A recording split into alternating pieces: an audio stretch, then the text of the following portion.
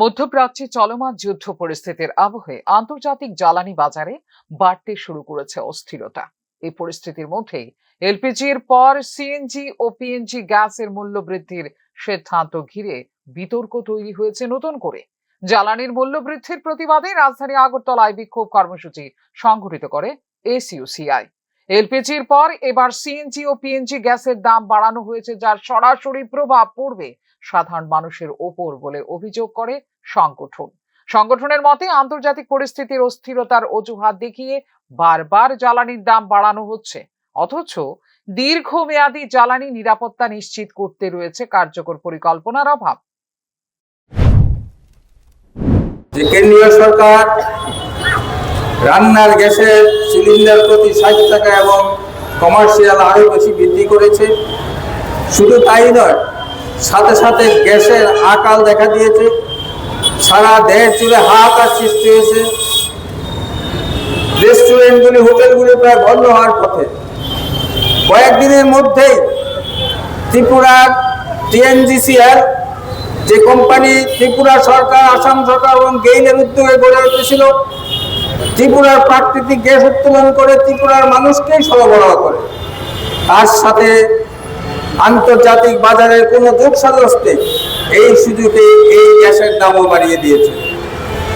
আমাদের দল এসইউসিআই কমিউনিস্ট, আমরা তার ধিক্কার জানাচ্ছি যে আমাদের দেশ সারা পৃথিবীর সবচেয়ে বেশি জনবহুল দেশ, 140 কোটি মানুষের দেশ। এই দেশে রান্নার গ্যাসের মতো অত্যাবশ্যকীয় পণ্য কয়েক মাসেরও তো মজুদ নেই। গালফ ওয়ার শুরু হওয়ার সাথে সাথে কয়েকদিনের মধ্যেই এই আতঙ্ক সৃষ্টি হলো এবং সেই ক্রাইসিস দেখা দিল। সরকার তার মোকাবেলা করতে পারছে না। বন্ধুগণ, সরকার কিসের জন্য?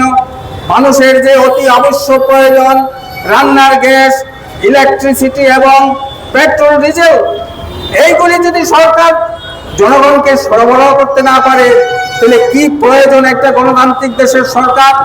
বন্ধুগণ, আপনারা জানেন এই যে মিডল ইস্টের ক্রাইসিসকে কেন্দ্র করে ভারতবর্ষের সরকার সে রাশিয়া থেকে হাজার হাজার কোটি টাকার তেল আমদানি করেছে অতি অল্প দামে, যার সুযোগ নিয়েছে আমাদের দেশের একচেটিয়া পুঁজির মালিক তেল কোম্পানিগুলি। ভারতবর্ষের মানুষ তার সুযোগ পায়নি তেল, পেট্রোল এবং ডিজেলের। মধ্যপ্রাচ্যে সংঘাতের মতো পরিস্থিতি তৈরি হলে আন্তর্জাতিক বাজারে জ্বালানির দাম হঠাৎ বেড়ে যেতে পারে।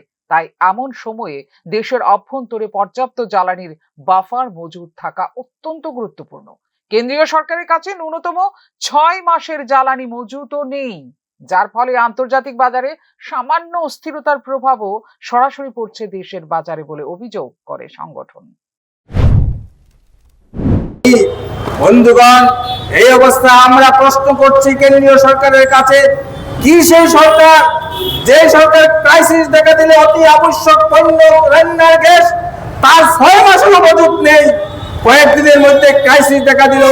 আমরা ধিক্কার জানাচ্ছি।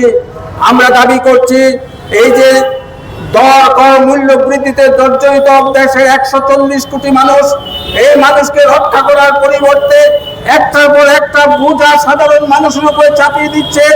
রোজগারের কোনো স্থিরতা নেই, বাজারের মূল্য, অগ্নিমূল্য, সমস্ত জিনিসের, এর মধ্যে গ্যাসও পাওয়া যাচ্ছে না। কি রকম দেশে আমরা বসবাস করছি? আমরা মনে করি সমস্ত গরিব সাধারণ মানুষ, মধ্যবিত্ত মানুষ সরকারের এই জনবিরোধী নীতিগুলির বিরুদ্ধে ঐক্যবদ্ধ আন্দোলন গড়ে তোলা অতি আবশ্যক। আমাদের দল একটা সাম্যবাদী দল, আমরা সারা দেশে তার বিরুদ্ধে আন্দোলন গড়ে তুলছি।